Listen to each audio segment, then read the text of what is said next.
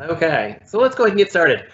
Hello, I'm John Resnick, and I serve as Assistant Vice Chancellor for Global Affairs here at ECU, and I'd like to welcome you to the first of our Wanderlust Wednesdays of the 2020 academic year.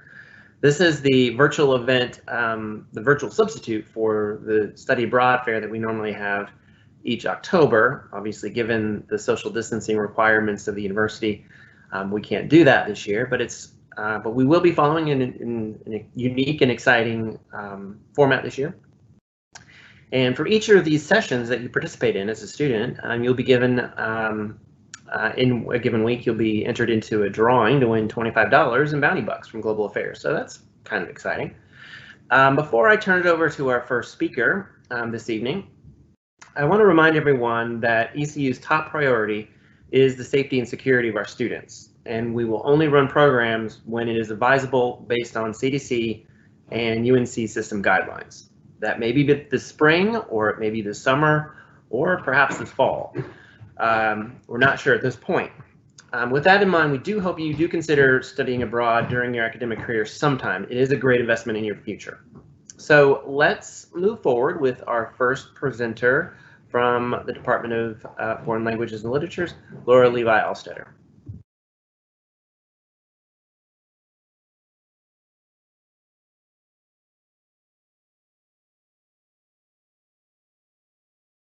Okay. Hi, everyone. So I'm here with Dr. Amaro Falasca. We're both co-leading this program, hopefully next summer, if everything goes well. The program goes to Buenos Aires in Argentina. And on this slide, we can see the map of South America, and on the left and then on the right, you can see the specific map of Argentina, and you can see Buenos Aires is the capital of the country, and that's where our program goes. So you'll be going to the actual true deep south. Our partner in Argentina is UCA Argentina, and it is ranked #1 top private university in the country. That's the latest QS World University ranking from 2021. So we're excited to have this partnership with them. The program runs in what would be summer 2. So the projected arrival in Buenos Aires is for June the 25th, and departure from Buenos Aires when the program ends is July the 24th. Students who are hoping to fulfill their foreign language requirement or to take courses that will count towards their minor or their major in Hispanic studies, or even graduate level courses, are welcome to join the program. Our courses typically focus on proficiency development in Spanish from the language side, and then also learning about the culture as well. The program includes tuition at the university at UCA Argentina. It also includes homestays with host families, and meals. Typically it's breakfast and dinner, and you probably will not even be at your homestay during the day. You'll be out and about, either in classes or doing something else. So lunch will be a time for you to explore the cuisine in Buenos Aires and the different places around campus, the university.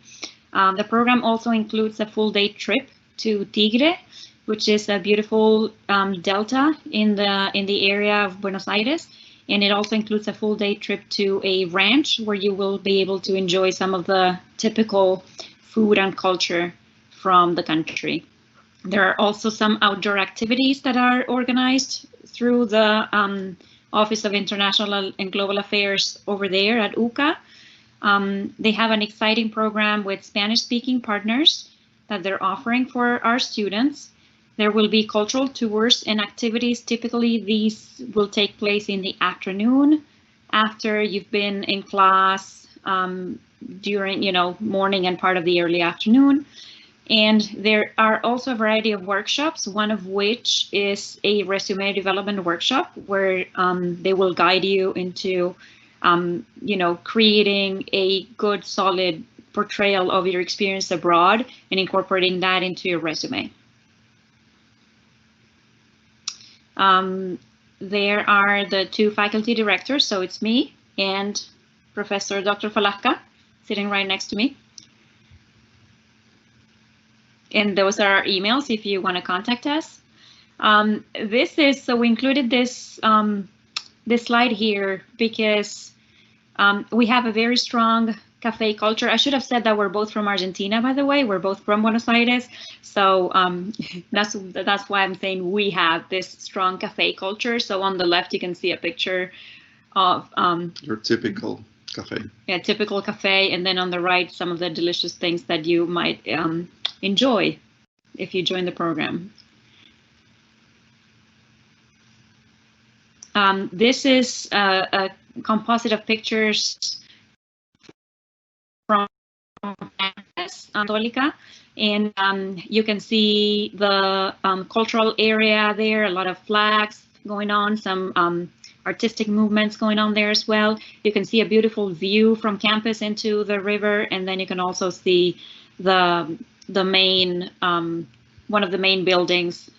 Campus is right by the river in the center of the city. And in the downtown area. Yeah, in the downtown area, and it's close to everything. Yeah, and the buildings were refurbished docks, right? Right. Recently refurbished docks. Yeah, so that's another cultural experience there in itself. These are some of the things that you can see in the city of Buenos Aires. Walking tours. There's a whole area of the city that is full of graffiti. You can see on the left some of that. That's part of what we visited in our previous study abroad program. At the bottom, you can see some of the typical dances, and then on the right, you can see a very traditional historic neighborhood called La Boca, where they also have one of the biggest soccer teams. The biggest soccer team. Yeah, he's a fan of them, so. And these are some of the images that we got from our housing partner that show, you know, some of the homestay experiences for students. These are some of their host families. And that's it for us. If anybody has any questions, we welcome them at this point, or you can always email us if you're watching this after and not watching it live. Laura, we do have a question that's come through. The question is, what level of Spanish do you recommend for this program? So thank you for the question. So students can start at the very beginning and go through major courses. So if a student, for example, has taken no Spanish and they want to take the equivalent of what would be 1001, they can come on the program and take from beginning Spanish to the advanced major and minor courses. So basically any level. Yeah. Right. Okay. And another question, what are the benefits of staying with a host family? So one of the main reasons why we chose that option was because, you know, by living with a host family, you can experience the culture in a different way. So you can see how people live. You can also, if you think about it from the language standpoint, you will be interacting with people from there, from the morning when you get up and you get your breakfast, and then in the evening when you come back and you can discuss what you've seen and experienced around the city, and then you continue developing your language proficiency and your cultural understanding beyond the classroom. So that's one of the huge benefits for us in terms of why stay with a host family. Plus you experience also homemade meals of the local cuisine. So that's another plus. Okay. And what is your favorite aspect of this program? So, so many.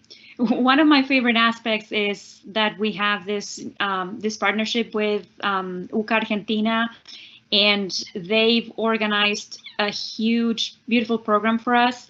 And one of the things that I really like about the program is that the cultural visits are directly connected to what is being dealt with in the classroom. So students will be in class during the day, morning, early afternoon, and then in late afternoon when we have our cultural visits, you will be experiencing what you learned about in class.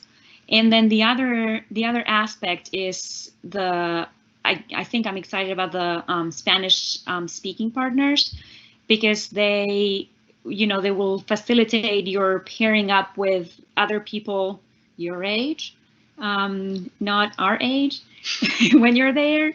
So you will be able to interact with other people, other Argentinians or students from other countries too, because they do receive students from countries such as China and Mexico.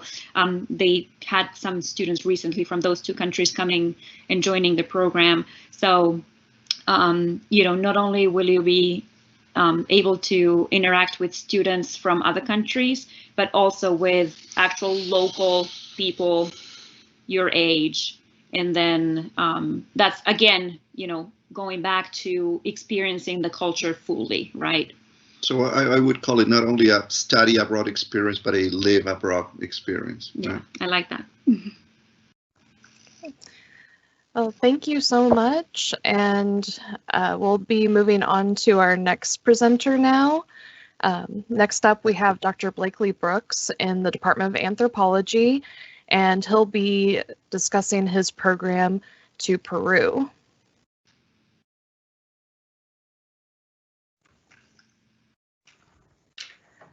Thank you very much for this opportunity to speak to ECU students about study abroad. And I am in the anthropology department. I'm particularly a cultural and medical anthropologist. And so I wanted to take a few minutes to talk a little bit about the Peru program. I've been taking students to my research site in the Andean Highlands for the past 5 years. And we have been spending a lot of time learning about the culture of the people that live in the Andes, as well as learning how to do essentially collect data as cultural anthropologists by doing ethnographic interviews. Yeah, thank you. So let me tell you just a little bit about some of the details of the program. I'm going to be offering the program in the summer of 2021, the second summer session, so the month of July. It's has 6 credit hours that are available for students to take. 2 courses, one that focuses on the culture of the Andean Highlands, and another one that focuses on research methods in cultural anthropology. The total cost of the program is $3,800, and that includes some meals, in country staying, in-country transportation, and any cultural excursions that we go on, but airfare is additional. We spend 4 weeks approximately in the Andean Highlands, learning first about the research methods of cultural anthropology, and then actually students get the opportunity to go out and do ethnographic interviews. So go out and see what it's like to collect cultural anthropological data.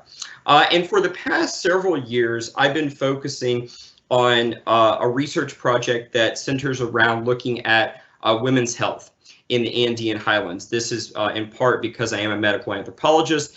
And so students have been helping me with a longitudinal project there, looking at the relationship between stress that specifically impacts women and how that negatively affects their health. We will start the program in Lima, Peru, which is the capital of Peru, and this is where students will fly into.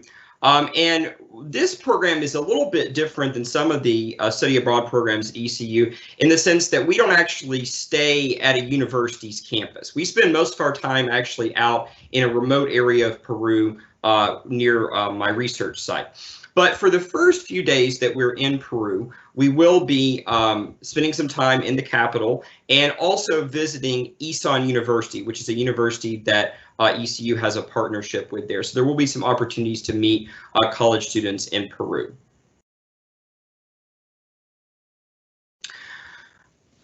Majority of the time, though, will be spent in the Andean highlands. We have a couple images here taken of pirates in the Huascarán National Park. So we will go and visit some of the sites that are in the particular part of Peru where we're working. We will be spending some time both as tourists in some sense, but then also as cultural anthropologists.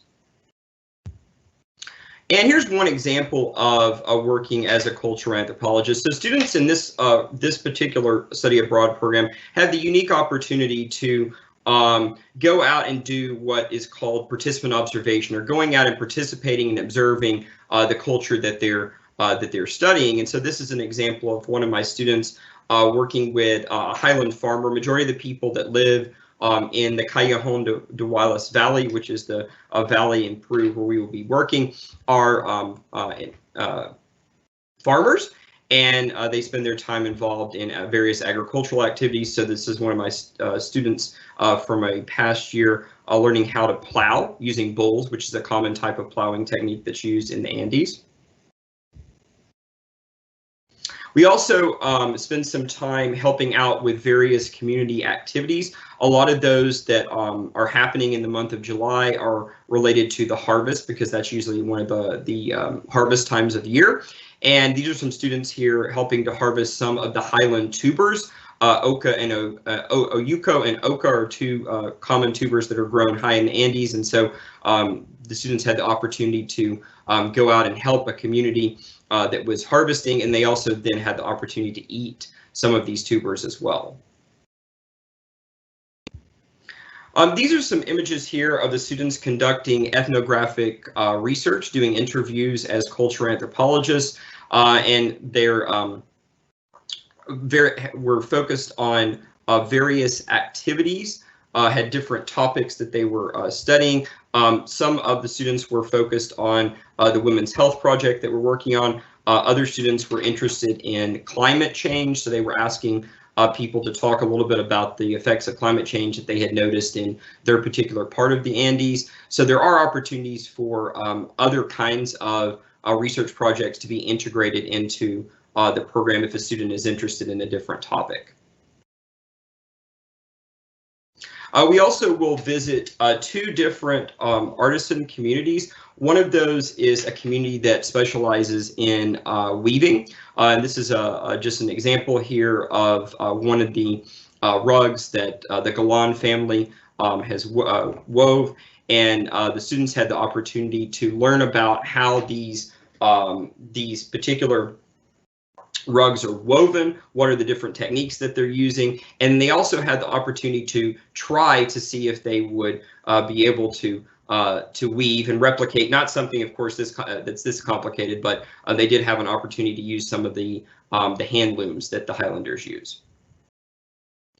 And then lastly, I mentioned earlier that we're often helping out the community with various agricultural activities, one of those which was harvesting, and I mentioned that the students got to eat some of what we had harvested. So this is an example of an event that we do at the end of the trip. It's what's called a pachamanca, which is basically a cooking process of cooking a lot of different types of tubers over hot rocks for a couple hours, and then you get to actually eat those roasted tubers. And this is usually a type of cooking event that would happen with a large group of people in the community. So there's another opportunity here to get to interact with the local community and to see what types of cultural activities people might do on a yearly basis. So I kind of summarize the Peru program. There are opportunities for lots of community interaction. There's opportunities to learn about the culture of the Andean highlands, and also opportunities to learn about research methods in cultural anthropology. And I'll now answer any questions. Okay, we have a question that's come through. A student is asking if they can participate without knowing the native language. Yes, it's a very good question. So there are no language requirements for the Peru program. Sometimes students that have gone in the past have had an interest in speaking Spanish, or they have had some Spanish language classes, but that is not a requirement to go on the program. Okay. So it sounded like this program traveled around quite a bit. How do you suggest students pack when they're traveling that much? So I typically recommend that the students take either a backpack, like a larger backpack, or some type of duffel bag, because we do spend some time traveling around, and using rolling suitcases is often very difficult, especially in the Andes where we're in really steep terrain. And I usually also recommend that the students, pack the types of clothing and items that they would take for maybe like a hiking, or for doing some type of long distance traveling, maybe around, like backpacking around Europe, for example. That's the type of packing that you usually want to do for the Peru program. And similar to what was asked in the last session, what is your favorite aspect about this program? I think my favorite aspect of the Peru program is actually getting to share the Andean culture with my students and actually take them to my research site. I've been going to this particular part of Peru for the past 15 years, and I've done lots of research there. And so I like being able to actually take students and show them the beautiful Andes, the wonderful people that live in these communities, and also to give them the opportunity to see what it's like to do research as a cultural anthropologist out in the field. Thank you very much. And Thank you. if any students want to get in touch with Dr. Brooks, Dr. Levi Altstatter, or Dr. Vlaska, you can always just email our general email address, studyabroad@ecu.edu, and we'll route your questions appropriately. And I'm the person who's been handling the Q&A for those programs. I'm Whitney Morris. I'm the coordinator of faculty-led study abroad at ECU. And I also wanted to mention a few of our other faculty-led opportunities that normally run on a regular basis. First, we have a nursing program led by Kim Larson. She goes to Guatemala every year. This program is one that does it's recommended for students who are about to join the nursing program or are already in the nursing program. And while you're in Guatemala, you have hands-on opportunities to work with the local community there. We also have a speech and hearing sciences program that's led by Dr. Joy Kennedy. This program goes to Belize, and one fast fact is that the national language of Belize is English. A lot of people don't realize that.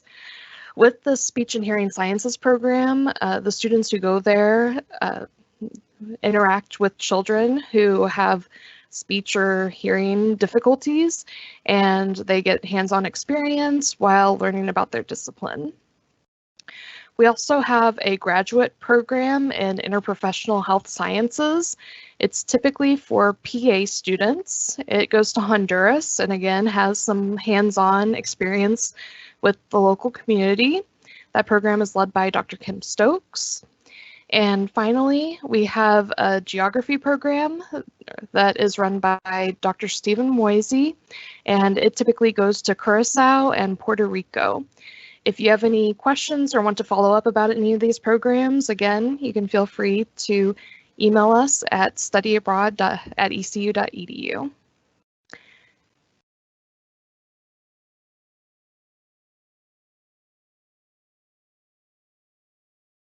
And next up, we're talking about exchange programs. Hi, everyone. My name is Katie Erickson. I'm the Assistant Director for Education Abroad, and I'm going to talk to you guys about the exchange and semester and non-faculty-led study abroad options that are specifically in the Americas. First, we have to talk about the types of programs that we have. Many of our programs are exchange programs, and they fit into two different categories within exchange, one being bilateral exchange and the other being International Student Exchange Program, otherwise known as ISEP. When students go on exchange, it means that they pay the same ECU tuition and fees just like normal. These are available during the fall and the spring, and of course during an academic year. There are some limited exchange options through ISEP. And another reason why ISEP is another good option for exchange is because through ISEP, all of your regular on-campus costs are the same. So it's your same ECU tuition and fees, plus it's your same housing and meal plans, just like if you were on campus. So you can go into applying for a program knowing exactly what the cost is, because it's the exact same cost as what it would be attending classes on campus. A couple things to consider is that there are some minimum eligibility requirements. Students must have a minimum GPA of 2.5, though some programs may require a higher GPA depending on how competitive the program is. Students must be in good standing, which means all sanctions must be completed by the Office of Student Rights and Responsibilities or the Dean of Students office. You have to have completed 24 hours by the start of the program, so freshmen cannot go abroad unless they've transferred in some credits already. And some programs may have other specific requirements, such as language requirements. So you have to be aware that if the program does have those requirements, you will have to fulfill those as well. Part of our bilateral programs in the Americas, we have two. So the reason why you would maybe want to choose a bilateral program is because these are the least competitive of all of our programs. As long as you meet the minimum eligibility requirements, your placement is pretty much guaranteed at these places. Remember, it's the same ECU tuition and fees, just like if you were on campus. So if you're an in-state student, it makes these programs very cost efficient for you. Your credits are transferred as pass-fail, so the grades that you earn do not affect your GPA. You still have access to your normal ECU financial aid, and you can apply for additional scholarships. You can apply for scholarships through ECU, or you can apply for national scholarships. And again, placement's guaranteed as long as you meet those minimum eligibility requirements. We have two programs, one in Costa Rica and one in Ecuador. The Costa Rica program does require a minimum of 4 semesters of college level Spanish classes or the equivalent. So if you've already passed out of some of the intro Spanish classes, that would be enough to satisfy that requirement. This is a great program for Spanish majors and minors because you get to complete anywhere from 12 to 18 credit hours of Spanish in one semester. And students do live with host families. And if you were listening earlier, you understand that living with host families really enhances the experience of language learning. From what you learn inside the classroom, you get to continue outside the classroom, as well as have some of your meals prepared and get to experience authentic Costa Rican cuisine. Our program in Ecuador, obviously in Ecuador they speak Spanish, and Spanish is not a requirement of the program, but it is highly recommended just because it'll be easier to get around if you have some Spanish knowledge. They do offer quite a few classes in English, about 100 plus each semester. And again, you live with host families. For both programs, the host families are about, I think, a 20 to 30 minute commute from the university. So it's not terribly far, and both are in pretty large cities. You get to experience living in a city and then commuting to the university. And then we have ISEP programs, International Student Exchange programs, which again are very similar to regular exchange programs. The big difference being that you're going to pay your same ECU tuition and fees, but also your housing and meals all to ECU at the ECU rate and on the ECU schedule. You still will have access to your normal financial aid. You get to apply for those additional scholarships through ECU and the national scholarships that you can apply for. But on top of that, ISEP also has their own scholarships that you're also eligible to apply for. The grades earned do not affect your GPA, and the credits earned are going to be transferred as pass-fail. Most of these programs, though, will require some college-level Spanish if you're trying to go to Central or South America. A lot of these programs will also offer intensive language and culture options, and then they'll also have some limited options in English. There will be some summer programs available in some of these countries, in Argentina, Chile, Brazil, Costa Rica, and in Mexico. And do keep in mind that some of these countries are in the Southern Hemisphere, so even though it is our summer, it is not their summer. And for exchange programs, you do list your preference of locations, so you're not guaranteed a specific spot. You get to list up to 10 different locations or schools as your choices, but there's a high chance of placement to be in one of the top 3 of the programs that you choose. On the second column, you get to see the list of all the places that ISEP goes that's in the Americas. ISEP as a whole goes to 50 plus different countries, and they have programs all over the world. But these are just the list of places where you can go just within the Americas. And ECU has sent a student to almost all of these locations in the past. And now we're actually going to hear from a current ECU student who recently returned from a semester in Ecuador. And she studied at our bilateral institution, partner institution, the Universidad de San Francisco de Quito. And I'm going to pass it off to Emanuela.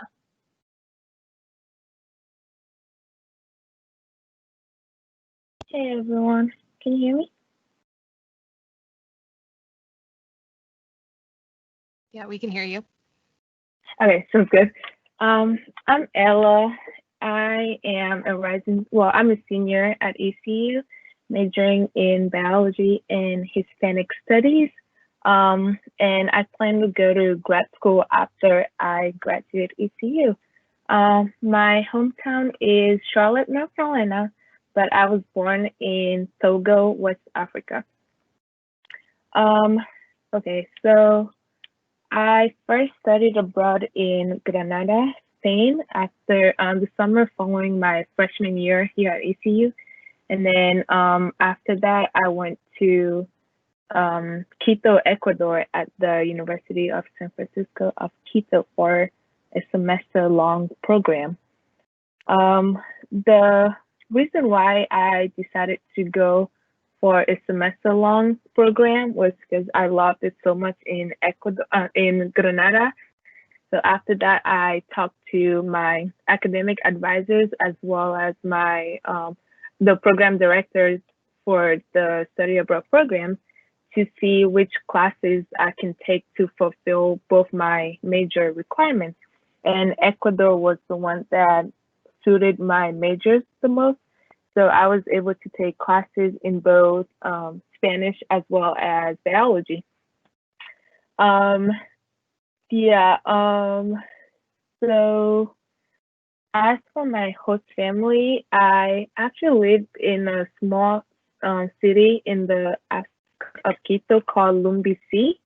So it was about 15 minutes bus ride from my house to campus in Quito. So I lived with a host family. They had 2 children, and they were very, very open to me. Like, they made me feel at home. There wasn't any moment where I felt like I was living in a stranger's house, or if I was, renting a house from them. And yeah, I really enjoyed living with them for the entire semester.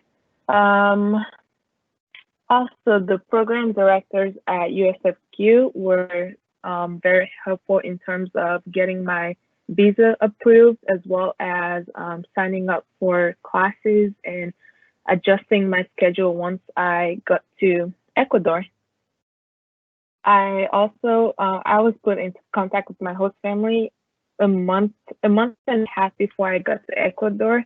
So my family in the US and I had a chance to get to know them pretty well before I left the US. And when I got there, my entire host family was at the airport to greet me, which was welcoming and stuff. So they were very nice to me. Also, being in contact with my host family prior to getting to Ecuador helped me a lot, because it was like knowing them. They told me, for example, what to pack before getting to Ecuador, what not to bring, and stuff like that. So those were pretty helpful. As for the classes that I took at USFQ, the workload was pretty similar to my workload here at ECU. I took 5 classes when I was there. 2 of those classes were biology classes, marine ecology, as well as evolution. And they were completely taught in Spanish. So that way I got the opportunity to improve my language skill quickly. And making Ecuadorian friends weren't hard.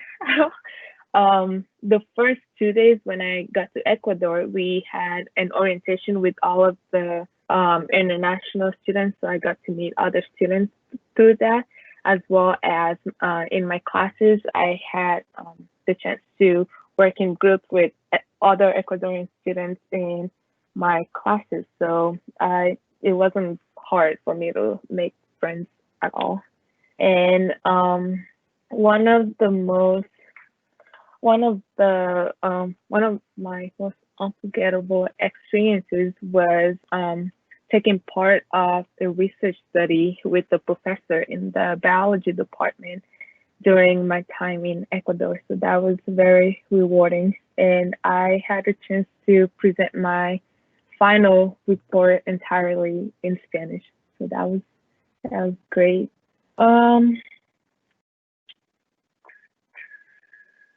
Okay, so for did I spend money? Okay, so I think I spent less money when I was in Ecuador than my regular semester here at ECU because my host family prepared my meals for me like 3 times a day.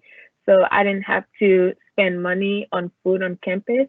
And sometimes when I would go to like on day trips and stuff, they would still pack my meals for me. So I didn't have to worry about spending my own money on food whenever I travel. So yeah, that was a plus as well. And now that I'm back, one thing I wish I had known was to pack lightly. So I went to Ecuador with 2 luggages, and when I came back, I barely touched one of them. So I wish I had packed lightly.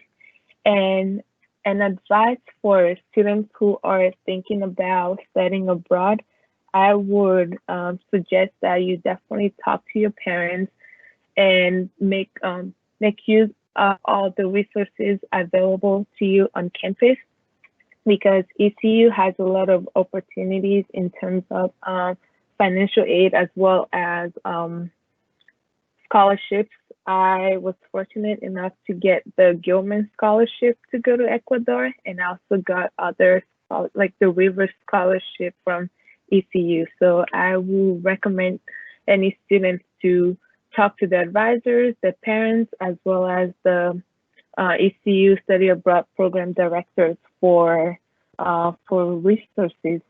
And studying abroad gave me the chance to immerse myself in the Ecuadorian culture as well as the culture in Latin America in general.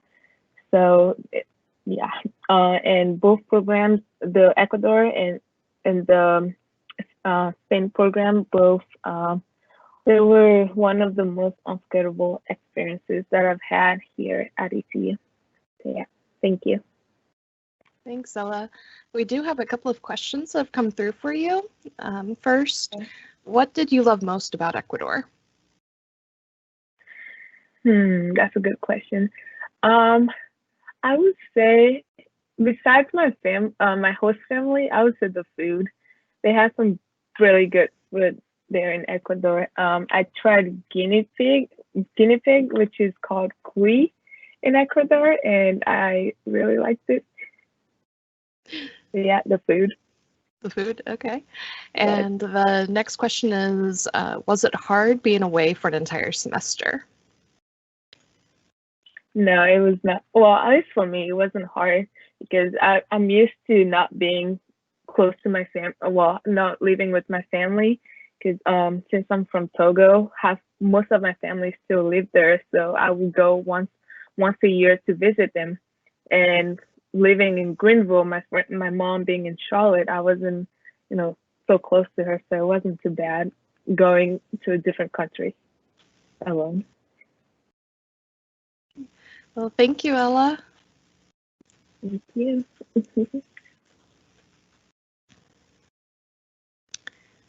And that wraps up our presentation for tonight.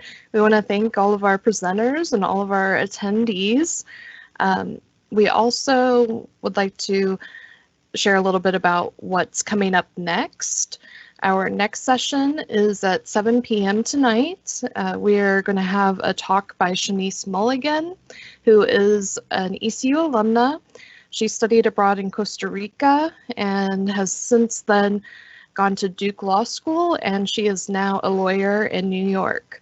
We hope that you'll be able to join that session, and if you want to see any of our other Wanderlust Wednesday activities that we have coming up over the next couple of months, you can go to globalaffairs.ecu.edu/fair. Thank you, everybody.